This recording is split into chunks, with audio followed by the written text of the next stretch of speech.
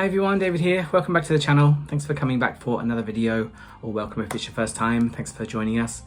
How are you doing? Are you doing okay? It's a bit of a drizzly day in Osaka, which is not too bad. I'm taking a little rest day today, although I'm making YouTube videos, so maybe that's not very restful. I needed a lot of sleep this morning to recover from like constant overexposure. But that's what we're doing today. We're going to be looking at the number 7 visit to the Osaka Expo.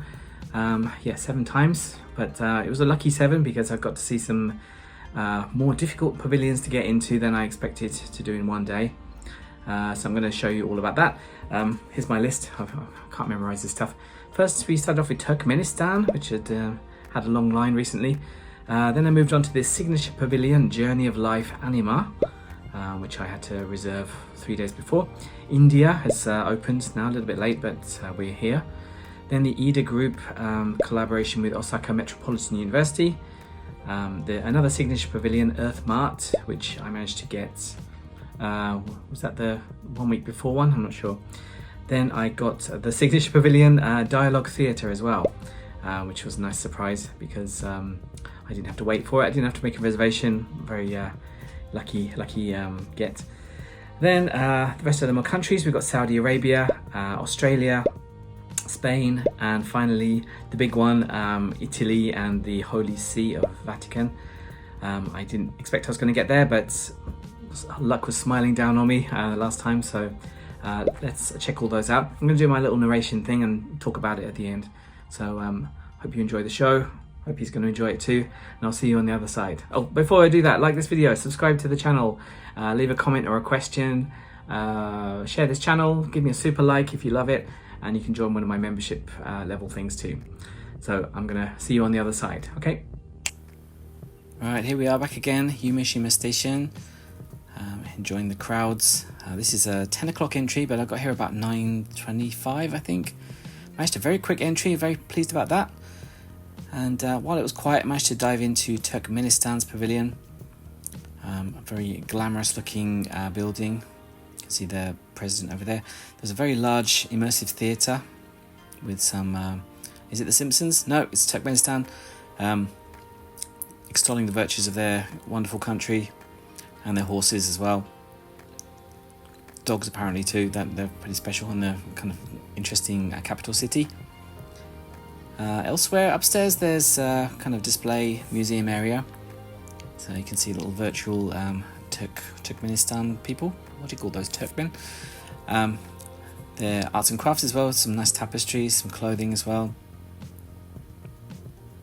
and have a nice bowl of kurp in the morning. I don't know how you pronounce that. And the dogs are a cute mascot as well. I don't know what kind of breed they are. Nice little desert biosphere thing. And there's a cafe on the 3rd floor as well. It wasn't open when I got in, but there's a nice balcony as well. You get a nice view. You can probably see the water show very nicely from there.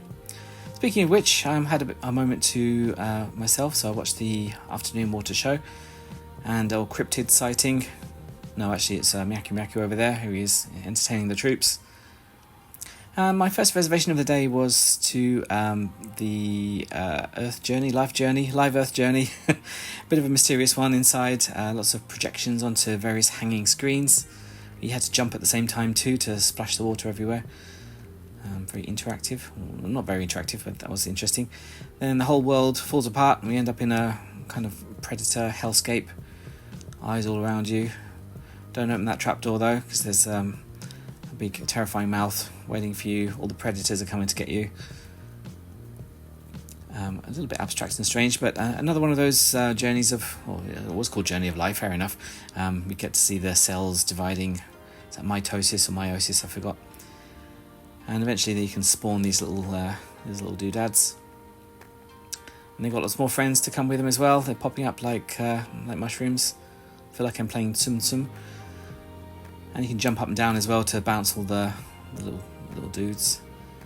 So a little bit chaotic. Wasn't really sure what it was all about, but it was kind of fun. So that was Anima. That's my first pavilion. Outside, this is inside the same pavilion. This is the Journey of Life. A very confusing diagram of interconnected species. I couldn't follow that one. and a small projection, a small video display thing where you get to see more life journeys. The journey of water, for example. I don't know if that's why that's bubbling up from the sand. Restful, calming waves. I had to wait about 20 minutes for this one. I'm not sure it was totally worth it. And some nice time-lapse plants. I'd like to see that. The journey of nature. So that's the Journey of Life Pavilion. Check that out if you have time. There was one more part of this I didn't get into because you need another reservation for that, but I'll be back there one day. Now, can you guess where we are now? Some nice painted hands there. We are in, sorry, I can't read that script. Balato. Well, this is the apparently the Indian name for India. So this is the Indian Pavilion. And as you can see, I got in there a nice time. There was no line. And it's very nicely decorated as well. Lots of traditional arts and crafts. And as usual, some big video screens. Seeing some of the beautiful temples of India. Yeah, other little art pieces around. And a lot of focus on industry too. So India, land of opportunity. There was this weird kind of ball bearing thing moving around. I guess it was writing something, but I couldn't hang around all day. And you can see the Indian Space Program's exhibit. And some nice, I don't know, geology. Don't know what kind of stones they are. So yeah, so very nice. It's ruining the contrast on my camera, but very nice to walk around and see the Indian imagery. So check out India if you have some time. Next, I was on to the Iida Group's collaboration with Osaka Metropolitan University. I saw a chance and I thought the line was quite short. You get to see a nice AI creature inside. This is Proton, this is their guide. And eventually you can go in and see the Guinness World Records here. I think the biggest roof that looks like a fan, the biggest covered building with this particular fabric. And inside you get this huge diorama. You can see the housing of the future, lots of detached houses with sustainable energy. And on top there's this huge ring as well. I'm not really sure what that was. So maybe it's a highway or some description. Or some, yeah, I don't know. I need to read the plaques. We've got artificial photosynthesis as well to help with our SDGs and other hydrogen power generation. So here's one of the houses of the future, very varying sized cars, and also the wellness smart house. You can see various exhibits inside of what the house of the future might do for you. Can help you exercise. Kind of looks like Wii Fit, and other rooms that can give you diagnostic help. You can learn how to cook from this little TV screen thing too. It can recommend meal plans for you. You can see a nice marble toilet. That's a pain to clean. And you can even have a little poop in the toilet of the future, which will analyse everything for you. There's a restaurant on the top as well. I didn't have enough money for that or time. So just a last look around the beautiful diorama before we leave. So there we go, can't wait to live there in the future. And sorry, I came back a bit later because I wanted to get a good view of the outside. But here's the thing. I forgot what the kind of fabric is, but apparently that's very rare. I had another on-the-spot reservation, which I got for Earth Mart. This is another signature pavilion. Itadakimasu. So we're going to get ready to eat at Earth Mart, focusing on the food of the world. So there are 3 sardines. They're the only ones that made it to the shelf out of I think 10,000 eggs from one laying period. That's not just a steak, that had a name. Well, no, actually it didn't have a name, but it was a cow. We know exactly who that cow was. Pull one out for that cow. And all of this diverse vegetation came from one farm as well. And look into all the different kinds of foods of the world. So this is all about consumption. You can see the average Japanese person eats 28,000 eggs in their lifetime. And here they are in a kind of terrifying egg chandelier. So that's 20,000 eggs. So if you're in Japan, you're going to eat that many, probably. Get to see some food from different families all around the world. We've got, was that Bhutan, India, can't see what the last one was, Mongolia maybe. And also how many different lives were taken to feed the world, and how many different bits of berries and fruits. 100,000 kangaroos apparently. Seals, oh, people are eating the seals, never mind. Soft-shell turtles are going down a storm. So there we go, interesting. And there's this interesting part here where you can put different bits from the basket down and you learn some facts about them. 1% means what? 1% probability of a cacao pod bearing fruit. Goodness me. Now there we go. This is represents one person's year of food. And here it is. This is one person's year of food in Japan. It's going to put you back into it to push that along. And you can have a bit of fun. You can turn your head into a cow. Or there's a vegetarian option as well. You can also, if you want to see the receipts, here they are. So these are the receipts from all over the world. Different families. What do they buy in a typical family shop? There's a virtual sushi master. He's making some sushi of the future. And some 3D printed taco-wiener. And even different rice of the future too, coming all different flavours. Paella tastes like paella. The snozzberries taste like snozzberries. They can even make you beautiful. And some interesting foods of the future. Fish themed pasta, what's that? Fish onigiri that you can transport easily. All in noodles, I don't know what that was about. And real taiyaki, I guess that includes fish.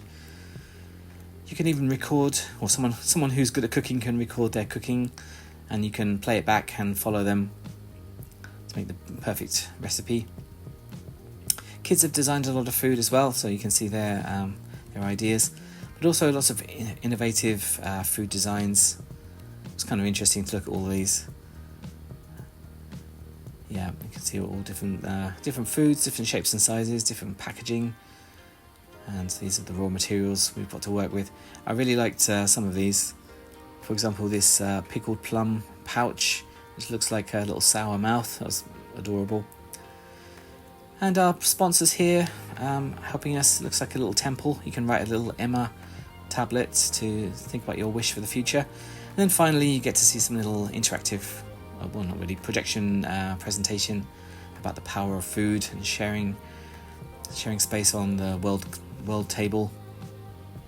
So very pretty. You can see all the ingredients. I was starting to feel a little bit hungry by this point. So to eat is to gather at Earth's table and to live together. Lovely. So itadakimasu, that means let's eat. So there we go, Earth Mart, wonderful. I did manage to get into the dialogue theatre as well, a sign of life. Now this obviously was a theatre production, so I couldn't record inside. But you can see this beautiful old school building, which was apparently transported from the countryside. Hello. Yes, it's fitting very high school vibes here. You can draw on the blackboard. Like I said, we couldn't film inside when it was showing. Oh, I've got to turn that off. So there's a little theatre here, all in Japanese sadly, but there is a bit of translation available. Otherwise you can learn about the project in this little presentation area. So this whole school building was transported piece by piece. Very nice to preserve the memories of it. So there we go, countryside life. It was a really nice building as well. They did a lovely job to make it look like a pavilion. So there we go, that's the dialogue theatre. I managed to get in there quite quickly on the cancellation line, so I lucked out there.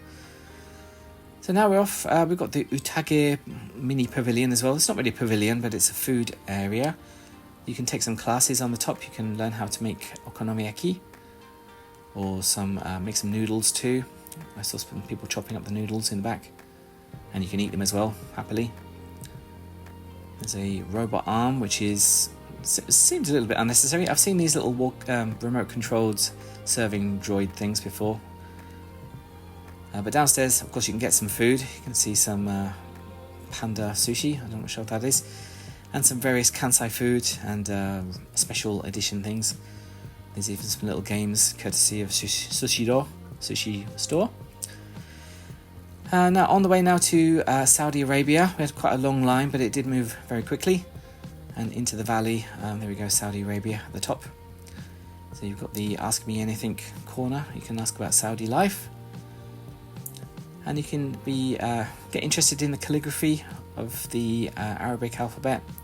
This is a calligraphy expert. You can see some calligraphy on display, and even some Arabic neon signs, which apparently when the light turns on it means something else.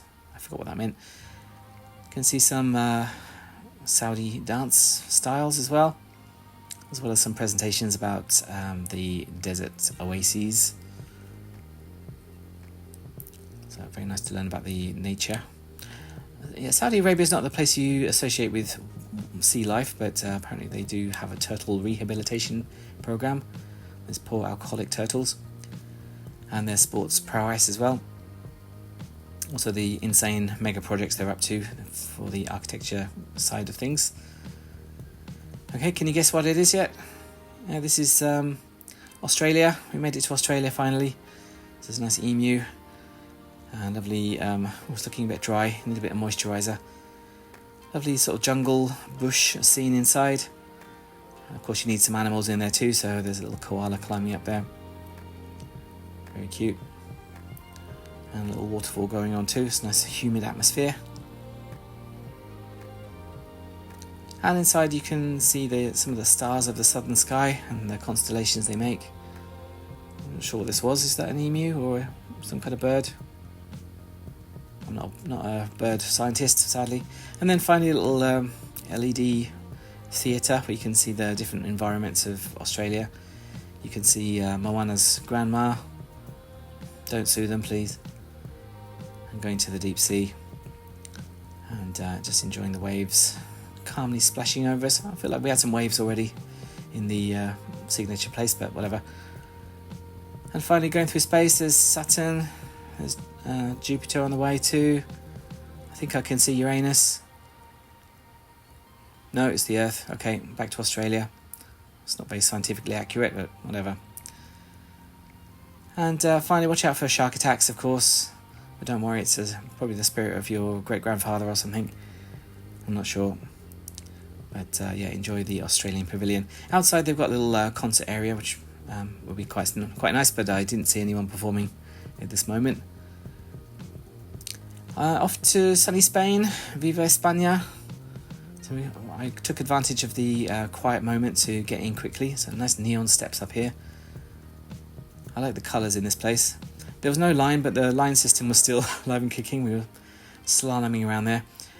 And the first room is mostly about the sea and the currents that lead us to the future. Also the maritime connections between Spain and Japan. Some gifts that were given. And even some displays about pirates as well. There's some of the sea life around there. So Spain has a lot of coast. And some things about history of pirates there. I think that was pirates. And also the technology of the future. Well, I'm a 90s kid, so I think the wireframe models are tickling my nostalgia. And the final very bright coloured room. It was changing colour, but it was orange here. Nice extolling the virtues of Spanish tourism. You can see a lot of postcards and how Spain defines itself, how you live in Spain. So very bright and wonderful, just how I expect from Spain. So greetings from Spain, nice job. And there's a little bar in the back as well with a gift shop. Okay, finally to one of the big ones. We made it to this country. Can you tell who it is? The two countries actually. So there we go, it's a bit of Roman helmet, is that? I'm not sure. Yes, we made it to Italia, which also hosts the Vatican Holy See Pavilion.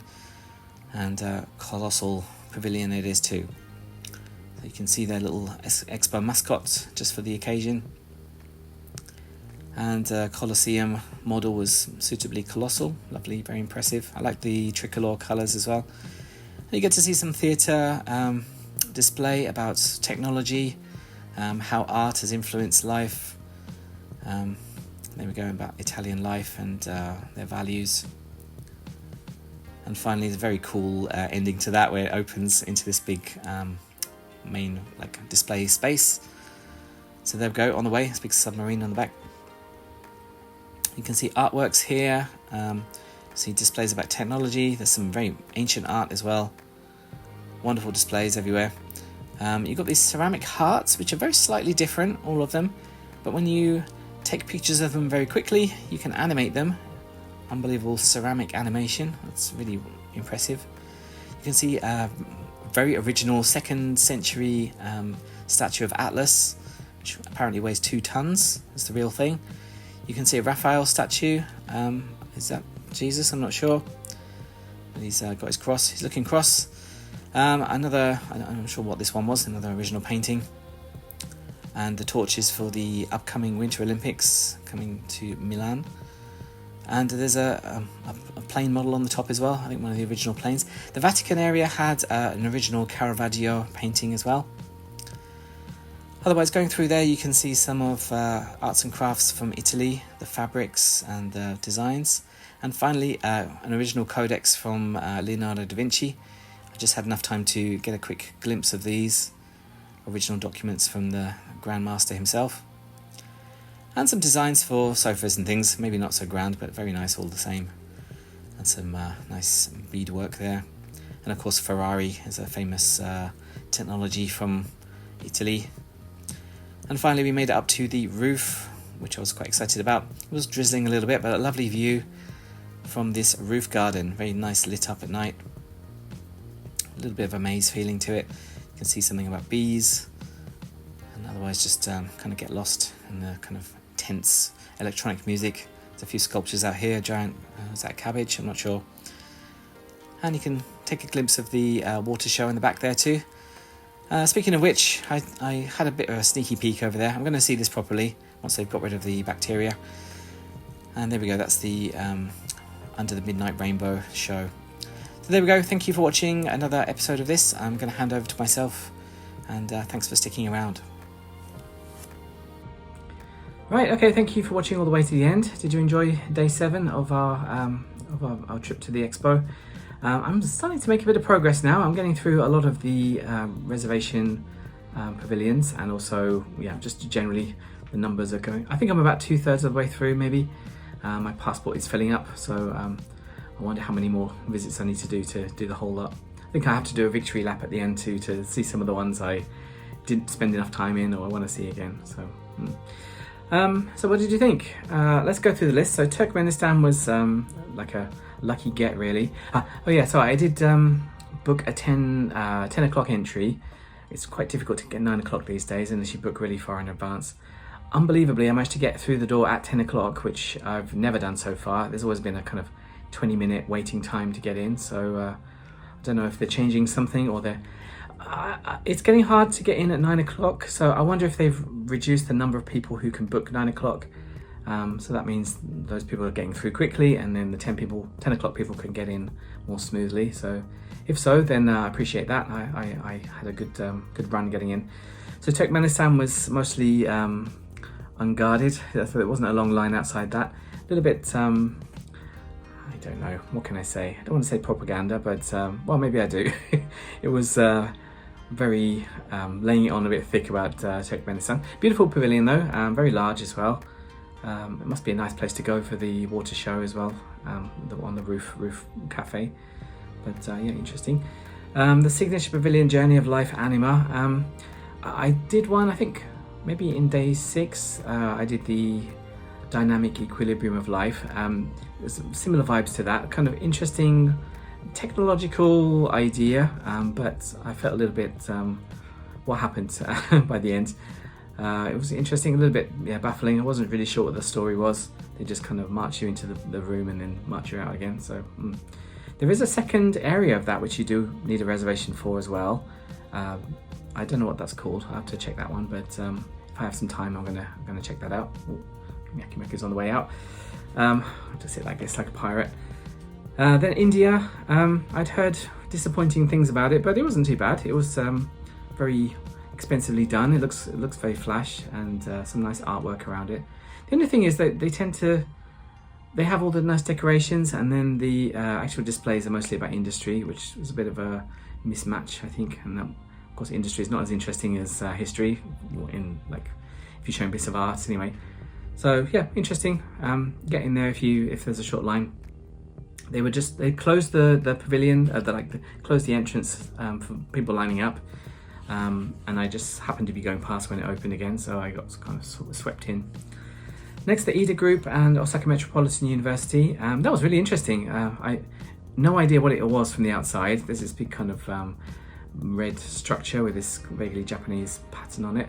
Apparently it's made to look like a Japanese fan, and they're using recycled some things to make it. I forgot what they made it out of, but very sustainable. The model city inside, the big diorama thing, that was really interesting, and could spend a little while looking at it and looking at all the little details, and nice to think about housing of the future.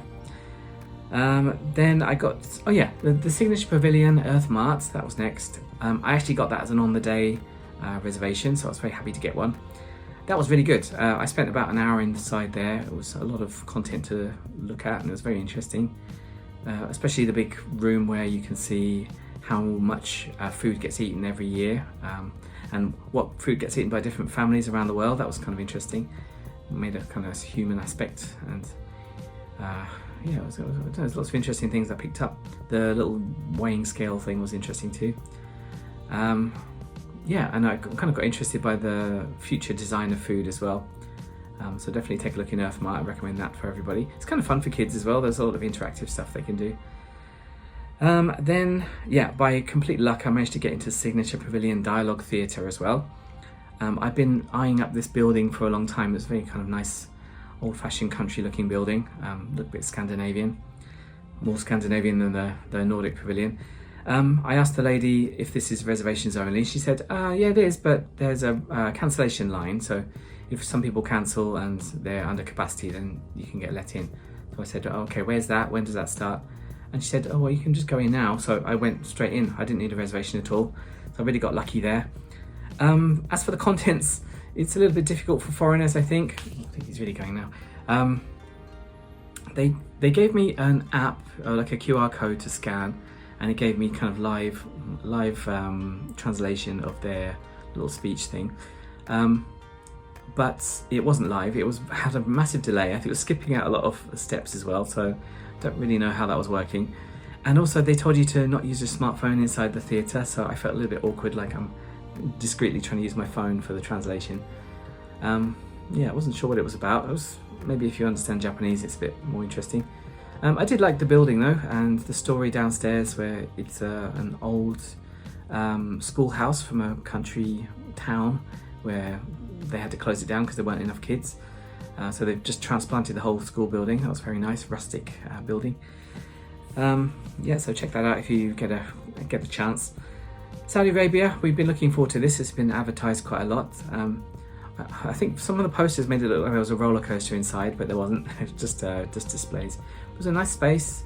You felt like you were kind of in between buildings, almost like a little canyon as well. It was interesting. The line is very long, but it does move very, very quickly. You're kind of scooting around like a game of Snake. And finally you got there. I think it only took us about 20 minutes, I think, in the end. But yeah, Saudi Arabia, very nice. Australia, again, I got lucky in the non-reservation line. It only took me about 10 or 15 minutes to get through. There wasn't really a lot in there. It was very nice. The pavilion's nice space. The colours are nice. You got to see a bit of wildlife, projection mapping things, not real wildlife. And then there's a nice sort of theatre thing with some, I don't know, nature. You saw that in the video anyway. Yeah, very Moana-esque looking, a bit too Moana-esque if you ask me. So a little bit lacking in content, but it was still kind of nice to look at. Spain, I could probably say the same. A very beautiful entrance to the pavilion. It was starting to rain by this point, so there was a 0 minutes waiting time. So I marched straight in there up those huge stairs. Very aesthetically very nice as well, and there was some nice information about Spain's connection with Japan over the years.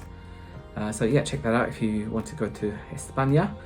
And finally, the Golden Goose. This is Italy and the Holy See. It was really starting to rain. I think most of the families were heading home. The line was kind of evaporating, so I saw my chance. Italy has been one of the most difficult ones to get reservations for, and the lines have been really like long. Some people have been saying 2 hours, some have been saying 5 hours. I don't know why anyone would wait for 5 hours, but yeah, I don't know, some people just love Italy. Yeah, lovely though. They really brought the content. They brought that original statue of Atlas, the Raphael sculpture, the Caravaggio, Leonardo da Vinci documents. It's like a real high quality museum. It did kind of lose a bit of steam because you just get led around, and a bit like the moon rocks, you don't really have a chance to look at the Da Vinci stuff at all. You just have to take a photo and move on. So that's a bit of a shame, but never mind.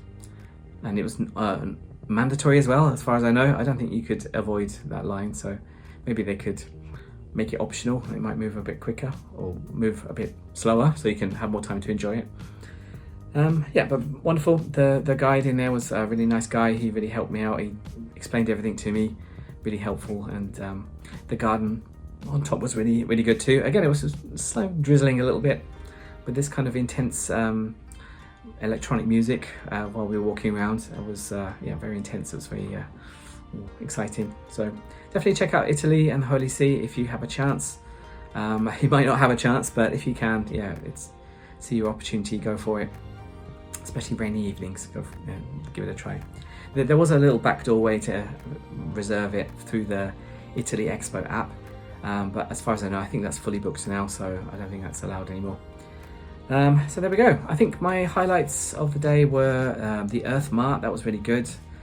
So I think the signature pavilions have been really hit and miss. Some of them have been kind of blink and you miss them. Some of them have been a bit of a letdown, but the Android one, Future of Life, and Earth Mart have been very good. So definitely check those out if you get the opportunity. And of course, Italy and the Holy See, very good. Saudi Arabia was a pretty decent job as well. I enjoyed that. And yeah, Iida Group was fine too. They often have short lines, so if you're looking for something to do, then check that one out too. Ooh, okay, so I think I've got about 38 stamps left to get, so I'm not done yet. I'm taking a week off though, even just to catch up with this backlog of contents, and I'm trying to put other things in between the expo videos so you're not completely flooding the channel. I'm going to try and make some other stuff though, so please hang around for that. What else did I get? I got this little thing from the expo, the Dialogue Theatre. What's the biggest obstacle you've faced since becoming an adult? Well, I think the reservation system for Expo has been a difficult one. They give you these little handout things with rhetorical questions. And I also got this from Earth Mart. It's a reservation for some pickled plums, or umeboshi. They're planting them now. They're getting them ready for 2050. So apparently if I keep hold of this, I can pick them up in 2050. So I don't know what's going on there. If we survive that long, I'm going to get some pickled plums. Maybe I'll show you that on my channel in 50 years. So if you want to see that, then please like, subscribe, leave a comment or a question, share this channel, and also leave a super like if you really liked it. And you can always join one of my membership channels, membership levels, if you want to. So thank you very much. I think Meku is going to fall off in a minute. And I'll see you another time. Take care. See you later. Bye bye.